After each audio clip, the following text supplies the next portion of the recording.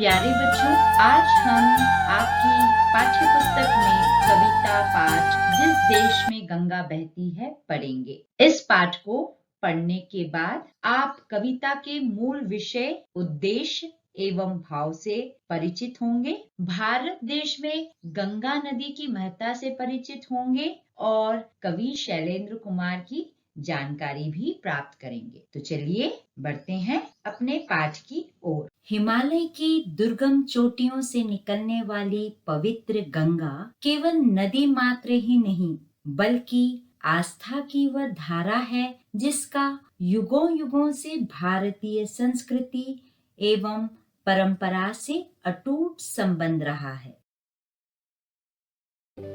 सच तो यह है कि गंगा को भारत से अलग कर देखा ही नहीं जा सकता। भारत के ऋषियों, मुनियों, कवियों तथा गीतकारों ने अपनी रचनाओं और गीतों में इसकी सुंदर अभिव्यक्ति की है। चलिए ऐसी ही एक अभिव्यक्ति सुनते हैं। होठों पे सच्चाई रहती है, जहाँ दिल में सफाई रहती है। हम उस देश के वासी हैं, हम उस देश के वासी हैं, जिस देश में गंगा बहती है। होठों पे सच्चाई रहती है, जहाँ दिल में सफाई रहती है।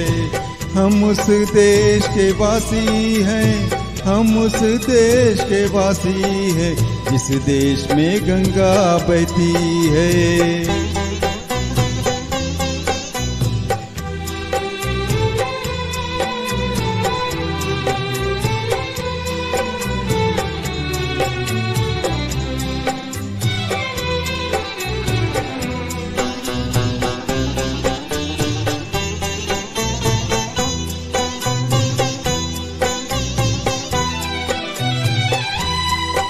महिमा जो हमारा होता है, वो जान से प्यारा होता है। महिमा जो हमारा होता है, वो जान से प्यारा होता है। ज्यादा की नहीं लालच हमको, थोड़े में गुजारा होता है, थोड़े में गुजारा होता है। मिलजुल के रहो और प्यार करो, एक चीज यही जो रहती है। हम उस देश के वासी हैं, हम उस देश के वासी हैं, जिस देश में गंगा बहती है। होठों पे सच्चाई रहती है, जहाँ दिल में सफाई रहती है। हम उस देश के वासी हैं, हम उस देश के वासी हैं, जिस देश में गंगा बहती है। बच्चों, गंगा भारतीय संस्कृति की पहचान है। भारत की नदियों में यह सबसे महत्वपूर्ण और सबसे बड़ी नदी है, जिसकी लंबाई 2525 किलोमीटर है। हिमालय पर्वत का गंगोत्री हिमनद इस नदी का मुख्य स्रोत है। जिस स्थान से गंगा का उद्गम हुआ है, उसे गोमुख कहते हैं। गोमुख में यह भगीरथी कहलाती है। गोमुख से बहती भगीरथी देवप्रयाग में अलकनंदा से संगम कर गंगा कहलाती है। उत्तराखंड में हिमालय से बंगाल की खाड़ी के सुंदरबन तक यह अपनी सहायक नदियां यमुना, सरयू, गंडक, सोन, कोसी और महानदी के साथ मिलकर 10 लाख किलोमीटर वर्ग विशाल भूभाग को सिंचती है। नदी पर निर्मित अनेक बांध भारतीय जनजीवन तथा अर्थव्यवस्था का महत्वपूर्ण अंग हैं। इनमें प्रमुख हैं फरक्का बांध, टिहरी बांध और भीमगोड़ा बांध।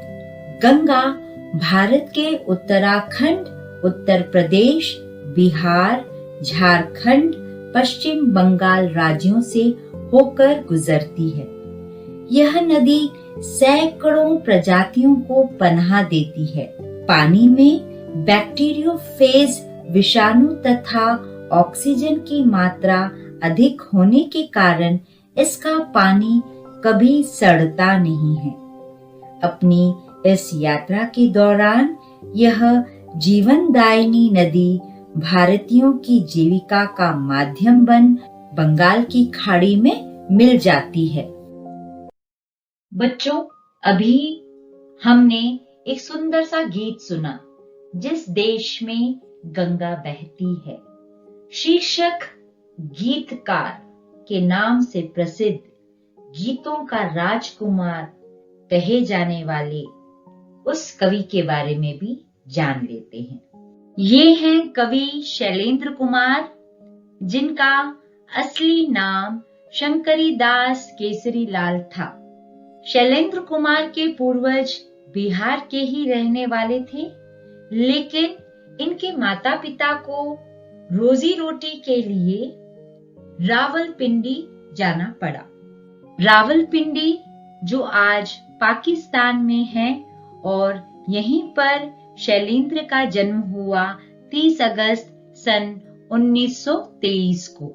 शैलेंद्र के पिता फौज में नौकरी करते थे और पिता की मृत्यु के बाद सन 1942 माटुंगा रेलवे वर्कशॉप में इन्होंने परिवार को आर्थिक तंगी से छुटकारा दिलाने के लिए नौकरी कर ली।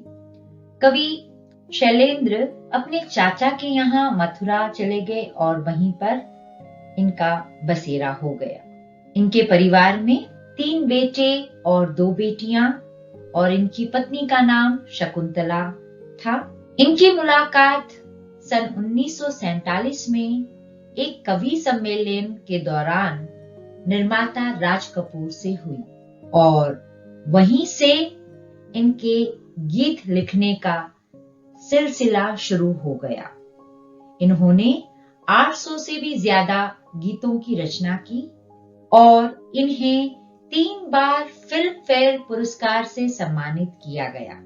ऐसे महान कवि गीतकार का निधन, मृत्यु 14 दिसंबर सन 1966 में हुई। बच्चों, आज हमने इस पाठ से यह सीखा, हमने गीत सुना, भारत और गंगा नदी के संबंध के साथ साथ गंगा की विशेषता और महत्व के बारे में जाना, कवि एवं गीतकार शैलेंद्र कुमार के बारे में जानकारी प्राप्त की। अब है बारी क्रियाकलाप की। प्रश्न है, गंगा नदी की विशेषता के बारे में 5 वाक्य लिखिए। तो बच्चों, आप यह कार्य जरूर करेंगे और अपने शिक्षक को दिखाएंगे। धन्यवाद।